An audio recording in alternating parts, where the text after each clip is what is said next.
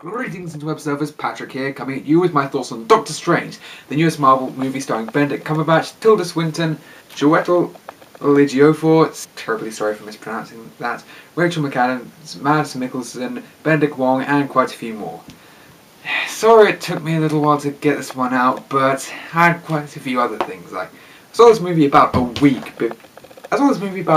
before I'm uploading this. And in between then I had to finish the villains countdown, start a new collab, go back to school, generally have A-levels, watch Starburst of the Forces of Evil, loved it, watch more Full Metal Alchemist, just... where does the time fly? But yeah, now I'm here to review this now. Basic premise. This arrogant artificer surgeon Stephen Strange manages to break his hands while driving his car. Modern science fails him, modern experimental techniques all fail him and he loses all his fortune banking on them. But his last hope is magic, as he journeys to Kathmandu to seek out the Ancient One and learns magic. But there's this evil dude named Caecilius coming to take over the world. Can they possibly stop this new menace? Is this movie going to make a crap ton of money? Well, of course it is, it's Marvel. And I was really excited for this movie, even compared to other Marvel projects. So I was really glad that they were finally introducing magic. With the Asgardians, it's kind of hand-waved as alien technology so advanced that people saw it as magic, but no, this is bona fide magic, no other explanation. And of course, Benedict Cumberbatch playing an arrogant sod. That's just perfect casting. And overall, I was incredibly pleased with this movie. Doctor Strange is excellent. It's a visual spectacle, all the actors give great performances, the story's unique, the comedy is on point, and it's just generally a really good movie. Starting things off with the most obvious pro of this movie, Benedict Cumberbatch. A+ as Stephen Strange. He was just incredible. He was arrogant, even more than Tony Stark, but still managed to be endearing. It's why people put up with him before he became a superhero, because he was very skilled at his job. And when he does actually break his hands, you feel really sorry for him. You see him become this just wreck, losing all hope, pushing everyone away from him. He's still kind of an arse, and I did go, damn, you're cold, Stephen. But you do kind of feel sympathy for him. And when he does become the Sorcerer Supreme, it's really fun to see. And he plays a pretty good straight man off of all of the mystical, magical elements that pop up. I'll get into a bit that more later when I explain my thoughts on the comedy, but yeah, no surprises, he was excellent. Also, Tilda Swinton is the Ancient One. I thought she did a good job. There was a lot of controversy over her casting because the Ancient One is traditionally a Tibetan male, and so this is racist and kind of, but in my opinion, the role should go to the actor best suited for the role. And Swinton was really good. She gives this really aged, wise aura. She's very likeable, gets some of the movie's biggest laughs, has a good sense of humour about her, and there's even a twist to her character that I didn't see coming. No spoilers, don't worry, but yeah, she was very interesting. Also, Baron Mordo, he was really good. He starts off as this mentor character, sort of like Ra's al Ghul in Batman Begins before it's realised he's a villain. But he doesn't become a villain in this movie. Yet. But he was just generally really fun. The relationship he and Strange had really good chemistry together, and his arc through the movie was fascinating and good setup for further sequels. And Strange's girlfriend was okay. She wasn't in that movie too much to really leave an impression, but she was far from useless or unlikable.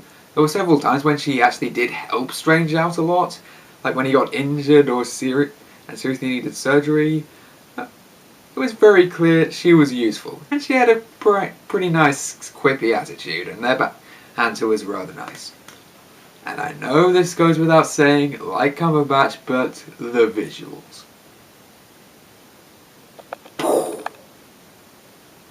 It's now got to the point where I'm repeating jokes, because I literally did that in my review of the Marvel trailers. Man, it's only been a couple of months and I'm already creatively bankrupt. Ooh dear. But yeah, the visuals in this are if Christopher Nolan did Inception while on LSD. and a sugar high. They are incredible. Like the building bending they do. Yeah, now there are 5 elements the Avatar has to learn. Earth, air, fire, water, and buildings. Oh, does that qualify under Earth? I'm getting off track. But yeah, all the visuals where they fold in New York City, sort of the magical constructions that the wizards can make, the portals that give off this really sort of glowing aura, like there is energy just spitting out. And the big scene where Strange is introduced to magic, where the Ancient One gives him the mother of all mind. It was just a treat to see. Although during that scene I did kind of expect Thanos to go, "Oh, hi there, I'm not trying to get the Infinity Stones or anything. Don't worry, I'm not a bad guy." Okay, please f*** off. Also the humour, I mean, not to the point of Ant-Man or Guardians of the Galaxy, but this is definitely one of Marvel's funnier movies. That was that nice joke with the Wi-Fi I highlighted when I reviewed the trailer. No, it always makes me laugh. And there were several gags of Strange just working off all the weirdness around him, or just generally getting put down, and like, there's the scene with the library. Yeah, and he's listening to his music, and like Steven is just taking portals and taking books, and it's freaking hilarious. I was practically rolling on the cinema floor. So yeah, comedy again gets an A+. And even this little joke. Mr. Doctor, it's strange. Maybe.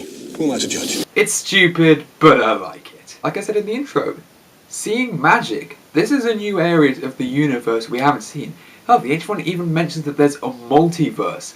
This really is expanding the Marvel universe in a way we haven't seen since Guardians of the Galaxy, and I loved it. So yeah, all of these pros really make it one of Marvel's best features. However, it does still have a couple of problems.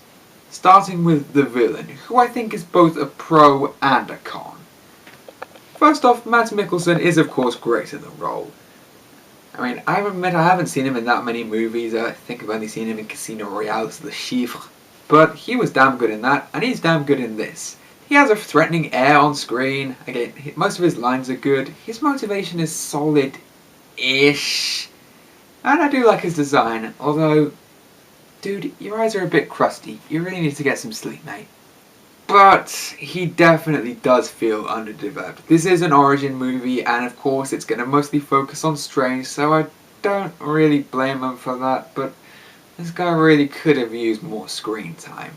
Hell, his backstory, which is an actually pretty fascinating backstory that I want to see more of, is only told by Mordo in like a practice fight with Strange. I thought that was a really weak way to explain it. Other critics have criticised it for having lots of exposition, but I didn't mind it. I thought they worked in him fairly organically, or at least while they were showing cool stuff on screen. But yeah, that is the one time I feel like it really was an issue. It did feel incredibly forced. So, yeah, I do think he was kind of half-baked and could have been better, but hey, I'll still take him over the really boring and unthreatening villains like Malekith and Whiplash. He's miles better than those guys. Also felt like the action in places wasn't that good. Now overall, as with every other Marvel movie, it's mostly spectacular, as I mentioned. But occasionally it can get a bit too shaky or flashy or quick and you can't really comprehend what's happening on screen. And another thing that, again, I won't spoil, there is a very big bad, like, I admit, I'm not too familiar with Doctor Strange in the comics. One of the reasons I was actually excited for this, I was seeing something new. But there is a villain involved with this that is Thanos level bad. I'm not going to reveal his name. The comic fans probably know who I'm talking about. This generally big enemy of Doctor Strange and all the other wizarding people.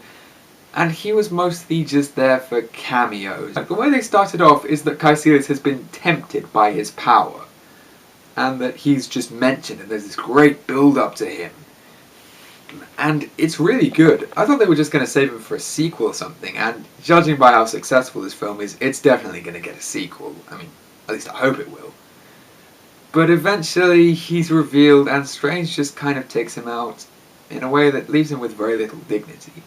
Now, the scene in question is actually really good and clever. Like, Like, again, no spoilers, but it is a really good end to Strange's arc. It's clever, it shows his cunning, his magical skill, and it's overall good, but I just feel like they should have saved that character. And Strange's learning magic actually feels rushed too. I mean, there are some good moments of him learning, like when he's learning the portal, his clashes with Mordo, the speeches from the Ancient One. I think those are all good. It's kind of glanced over. Like, it only really takes about 20 or 30, about 20-ish minutes. Okay, probably more than that. Everything has really, like, a short amount of training. Then he's fighting Caecilius and his henchmen, and he's really good at it. And we're just supposed to assume he spent years doing it, because his hair's a bit grey around here. I don't know, but though most of those problems are kind of nitpicks, and in no way hurt this excellent movie. While I don't think it's as good as Civil War or Avengers or even Guardians of the Galaxy, I still loved this movie. It's easily in the top tier of Marvel movies, and that's saying a lot. I highly, highly recommend you watch this. Overall, I'd give Doctor Strange a 9 out of 10. It'd probably be a 9.5, except those problems I have do kind of bring it down. But again, for its performances, its visuals, its story, the way it expands the MCU, I really, really can't recommend it enough. I am Parax11. Thank you for watching.